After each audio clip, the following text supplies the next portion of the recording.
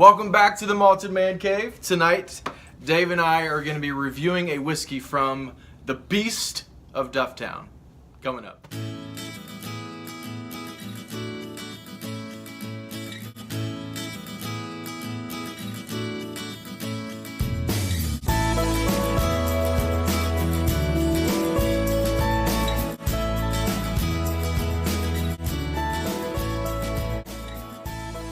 Alright, so we're back.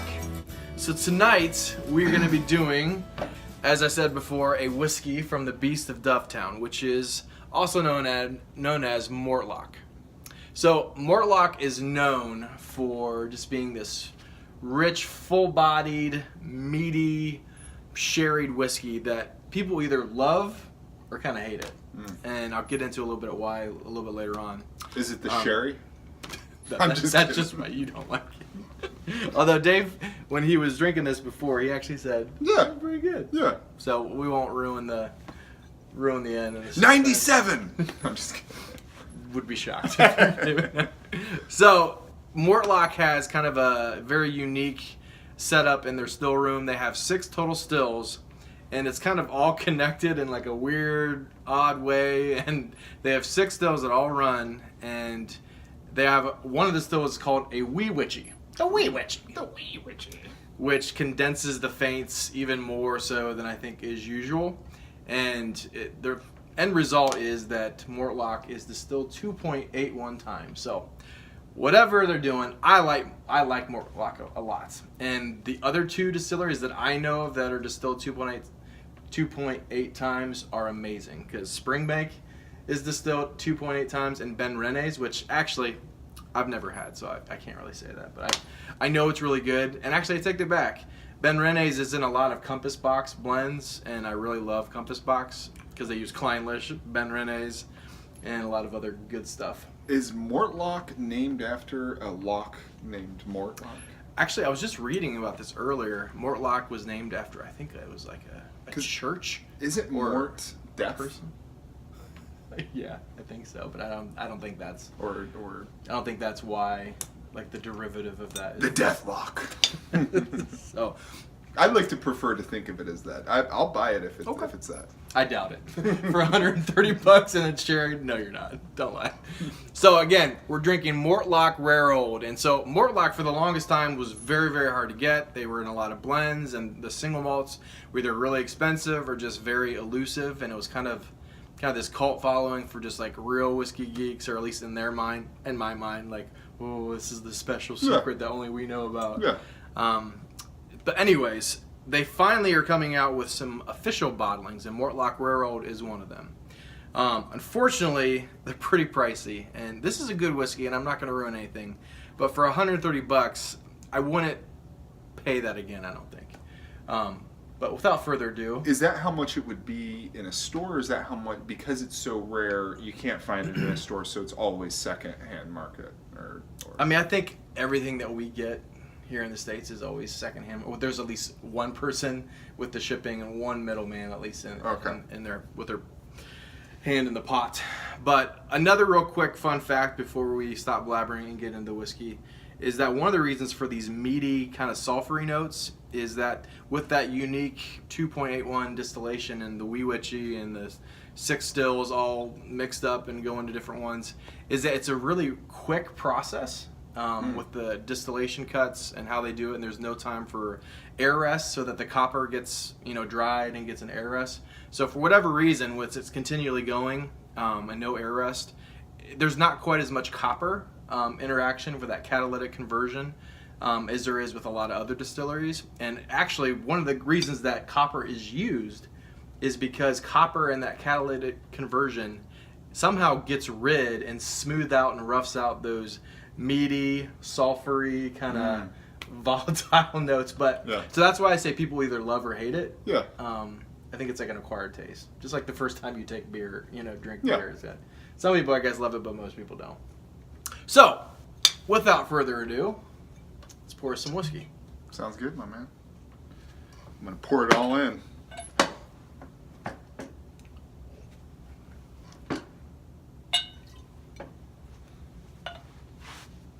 What do you get on the nose, my friend? for me, the first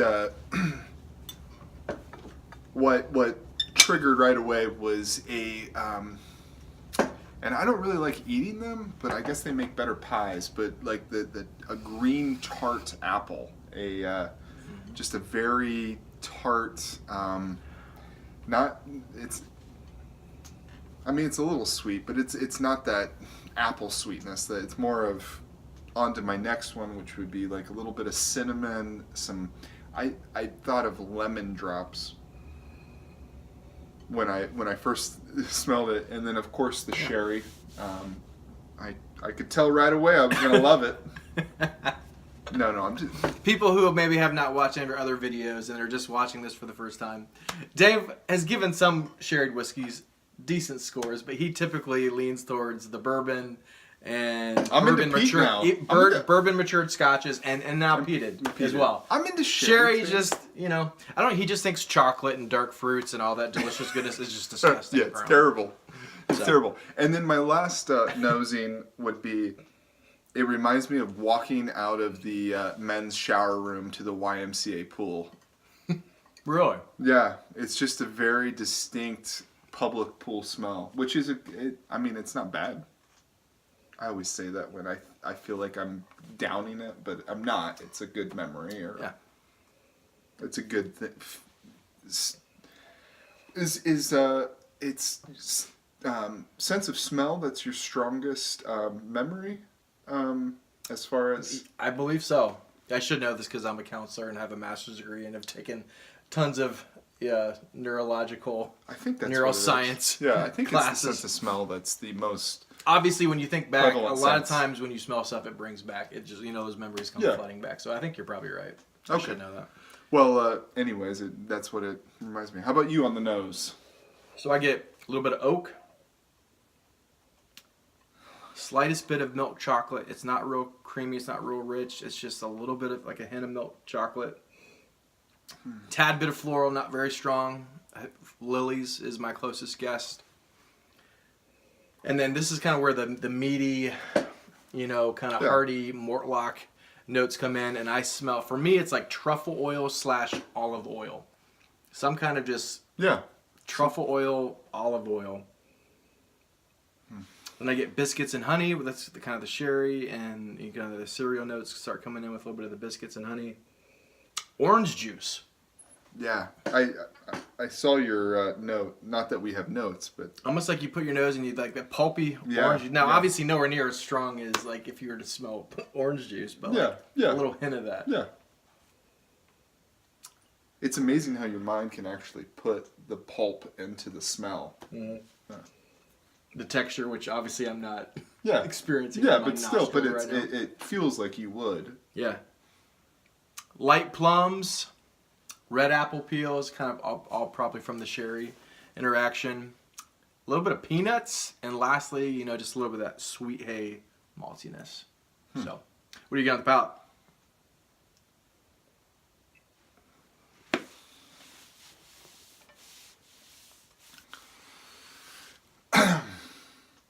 It reminded me of this is again relighting an old tobacco pipe from college and it having like old tobacco in it. Just kind of reminded me of like opening up my little desk humidor thing, and getting that wave of I forgot to pound that out. Almost like a little burnt-ish? Yeah, a little burnish, I would say. A little sulfur. That's probably what it is. The sulfury notes. And then I get pineapple. I couldn't really describe it. See, you doing your nosings, immediately I'm like, oh yeah, I wasn't smelling lemon drops. It's that floral notes that I was getting. Although, no, I think I actually missed green apples. I don't know why, because like when you said that, it's totally in there. I don't even know how I missed it. Anyways, I just feel like I'm searching for the. It's almost like do a lot of reviewers like have a plethora of different foods that they taste to gain these notes? Because I would say if you really want to get good at it, you would need to. You would. There's the whiskey bitch. She is a really well-known reviewer. She doesn't really do it anymore, but she has quite a few thousand, and I love her to death. I think she's hilarious, and I'm no skinny person myself. She's a little hefty, and she is very clear that she loves food and alcohol, and more power to you. And that's how I am. I'd rather enjoy life and be a little thick like I am. But she says all these different recipes, like, oh, I'm smelling like baklava and a little like some Korean dish, and then I'm like, wow. Yeah. So I think that if the more kind of refined and how much cooking and how much food you've tasted, along with spices and all that stuff, I think you're probably better at picking out for sure. That's why, literally, I have, I told you that I have that spice little rack that I, sometimes bring down. I'm, going through each one. I'm like, I will be an awesome connoisseur no matter what. With our 292 subscribers. 293 now. That's right. Here's looking at you, stranger. And then, wait, did you finish? Yes, you finished. Pipe tobacco, pineapple, very syrupy to me. Very, it sticks around on your tongue. And the lemon notes for me stayed throughout, pretty much through the whole thing. It reminded me of that. Cashews and almonds, peanuts, I'd probably throw it in there. And then lastly, definitely the cashews. I put a little dirt. It tastes a little like it's been rolling around in some dust and dirt. And I was reading, one of the malt, the distillery descriptions on one of the websites, and guess what they use? What? Dunnage warehouses. Ah, there you go. Where you get a little bit of that earthiness. Yeah. So for me on the palate, I get a little bit of that sherry, burst right away. Dark fruits, red apples specifically stuck out. Light maple syrup. So maybe how you said you got that syrupy note, for me, kind of the sweetness reminded me of maple syrup. Yeah.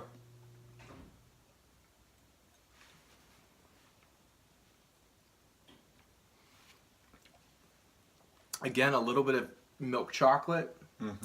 Fig Newtons, ironically enough. That's a good note. And again, that truffle oil, olive oil, kind of that meaty, hearty, almost. Yeah, would that be umami? Maybe a little bit. And then lastly, you get toffee, oranges, apricots, oak, and then lastly, a little bit of walnuts. So this is pretty nutty. Yeah, I mean that's what I was. Peanuts, cashews, almonds. Well, that's what I was saying. Walnuts. It was like a nut blend. That's how I would describe it. And I almost, a lot of times when you have Oloroso sherry, it's known for kind of having this sweet nuttiness to it. But this is definitely sherried, but it doesn't seem like it's insanely sherried, like first fill for, tons and tons of time, which we don't know how old this is. Shame on you, Mortlach. Shame for shame. Shame. Have you seen Game of Thrones? Yes. What is her name? The queen or the blonde? Yeah. Joffrey's mother. I just see that little nun walking behind her. Shame! Ringing the bell. Shame! You asked me to. Jamie Lannister. Cersei? Cersei. Thank you. I'm saying Xerxes, like King Xerxes. Tim. Our arrows will blot out the sun. It's a little throwback to an old review when Dave got a little crazy talking about 300 and King Xerxes. I've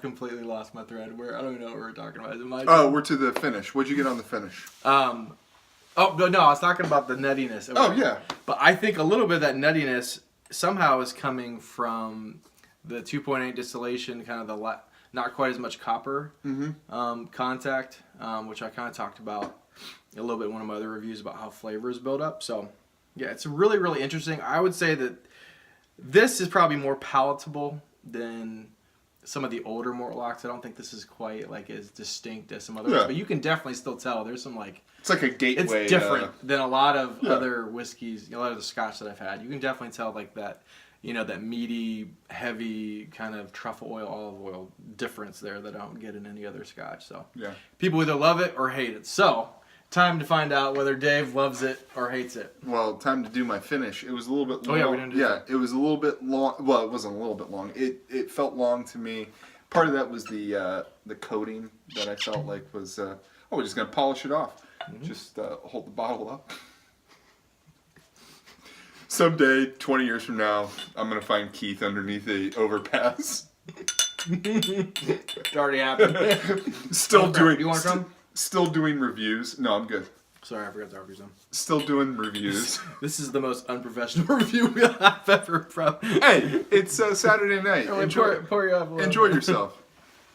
And then I put it that it was pretty warming for the ABV. I felt like you don't get any of the heat, but definitely in my tummy going down, it stays pretty warm. So yeah, I would definitely say because of those meaty, heavy, syrupy notes you're talking about, it's a long, medium to long finish. You get those red fruits, a little bit of that maple syrup, milk chocolate, truffle oil, olive oil, and then kind of a little bit of the orange, oak, and nuttiness that kind of trails it out for me. So I like it. So what is for you? What's the Malted Man Cave mark? Malted Man Cave mark for Dave is a now for a sherry. It's pretty good. I would have this again. I'd have it at a bar maybe. Mm-hmm. I'd give it an 89. Wow. Yeah. It's Really? probably one of my favorite sherries that I've had. Seriously? Yeah. And I bet you I know why, because it's light. I think this is a little bit more lightly sherried. I think this has to be like third fill. There's no way this is first fill. Or Yeah, it's not strong second on the. fill. I mean, you can tell it's a sherry, but it's not like overwhelming. I couldn't find anything online about what the cask maturation is at all. Obviously, no, there's some sherry in there. And that's really all I know. So it's really funny because I'm going to give this a Malted Man Cave mark of 88. Hey! Now, I really like that. I'm really glad I got this. Also, I didn't have to pay for it, so that adds I am up factoring in a little bit to the fact that it's 43% ABV. I'm pretty sure it's chill filtered, and for this on base, it's $130. So that's without tax. Oh man! If it would have been taxed, it would have been like 140 something. Which is outrageous. I would buy this at $90 all day, every day. Right. $90, but $130. You hear that, Mortlach? You better change your ways. Yeah, I'm sure they care. Yeah, but to be honest with you, I'm not the only person that thinks this. A lot of people think that this is a little bit outrageously priced for what it is. But it's very good. If you can find this at around $100, $90, pick it up. It's really good stuff. Mortlach is definitely something to experience with that really meaty, heavy notes that you get. It's different from a lot of other scotches that you would try. So go out and get you some. But before, we need to have a little Malted Man Cave question of the night. And I already have it. Oh, he hasn't even let me prepare. It's still snowing out. It's still pretty bad out. So, Dave. Yes. If you knew you were going to die tonight on the way home. Yes. What would your last meal and drink be? My last Now, I'm meal. saying you can have like 4 courses if you want. So what would your whole meal consist of? And if you could only have one drink, alcoholic beverage, we're going to stick with alcohol. Yeah. What would you have if you knew you were going to die tonight? Okay. And I'll do the same, even though I'm not going to. Well, you know what I'd be drinking all night? Beer? E.H. Taylor. Oh, that's right. Dave just gave his highest mark yet. Go back and watch that review. Colonel E.H. Taylor small batch. Worth a watch. Dave busted out 96. No, I would probably, I'd probably not go with beer because beer's so filling and I'd want to get a pretty good thing going on. If it's my last, meal, I'm going to want to tie one on. So probably some E.H. Taylor. Then for my really starting, is your favorite bourbon so far? Oh, right now. Yeah, right now. Starting out, I like a good wedge salad. I would have with some homemade dressing on there, maybe some vinaigrette. I don't know. Might get a little crazy. Might not even finish that salad. Save some room for the next course. I would want to grill the steak myself. That would be my my prerequisite.